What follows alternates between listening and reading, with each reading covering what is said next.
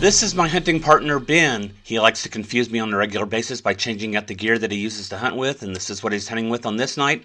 And he did something really unique. He took his Bering Optics thermal clip-on prototype sight that he's been using and paired with it, instead of a daylight scope, a Sightmark Wraith 4K digital scope, using it in day mode. He's going to be talking about this on his channel, Hunt Texas Hogs. Carpe Jesus, we're on our first hog of the night here in North Texas, and this is the first sampling of that combination of optics. And we're not going to try to get any closer to this hog because the hog only needs to move a few yards off behind him, and he's down in the creek bottom and will be gone, so we're going to be shooting from right here. This is me getting lined up using my Lone Star Armory TX15 multi-purpose carbine enhanced. And as usual, I'm going to be shooting some Remington Core-Lokt 120 grain bullets loaded by Druid Hill Armory in the Starline brass provided for me by my buddy Denny. Okay, let me do my final focus. Now, where my video is coming from my Trijicon IR Hunter Mark III thermal weapon sight, Ben's video is through the Sightmark Wraith that is doing the recording of the image from the Bering Optics prototype. 3, 2, 1. Those shots connected in the shoulder and neck. Hit him again. And now we're trying to connect with the running hog at long distance. If you listen closely, you can hear several shots Nice hits. actually connect to the hog.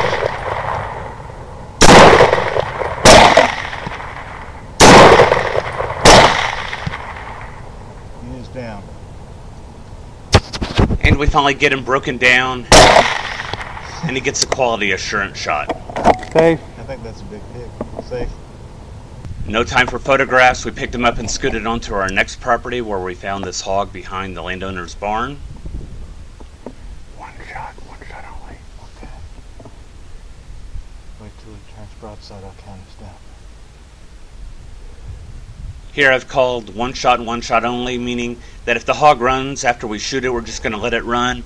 While it's clear behind the hog that there are no livestock in that direction, we don't know that there aren't any livestock off to the left or off to the right. So we're just going to take the one shot Ready. and go from there. 3, 2, 1. Of course, that's all that was needed. The hog goes down hard. Safe. Brass Catcher by Tactical Brass Recovery. The hog from the first hunt turned out to be a 220-pound boar, and from the second hunt, a 165-pound boar. For the next few hours, we made the circuit around to the properties, didn't see any other hogs, and decided to call it a night. And trying to return Ben back to his truck, I missed my turn, and we passed by this property for the fourth time of the night, and there are hogs present. The hogs are taking their evening meal in a winter wheat pasture, and we're scanning to make sure there aren't any cattle present. We have cattle way off to the left, and we have cattle behind us, but no cattle behind the hogs. So at this point, we're pretty much just worried about the hogs, the fencing behind the hogs, and the wind. So the hogs are actually moving off to the left, the wind is blowing to the left, and so we're going to travel in this direction to intercept them, which we've done here. Alright, ready when you are.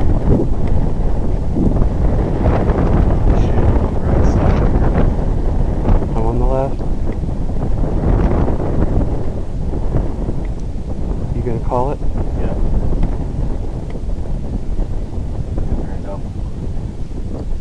3, 2, 1.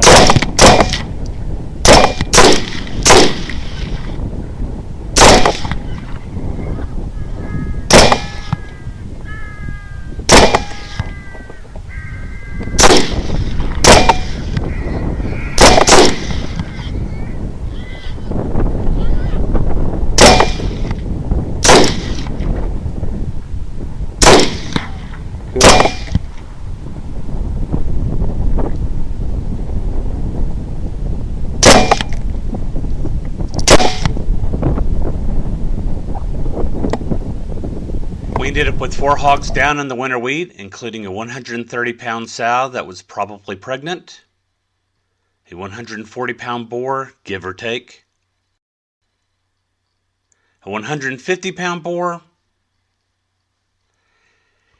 and a 180-pound sow that was also probably pregnant.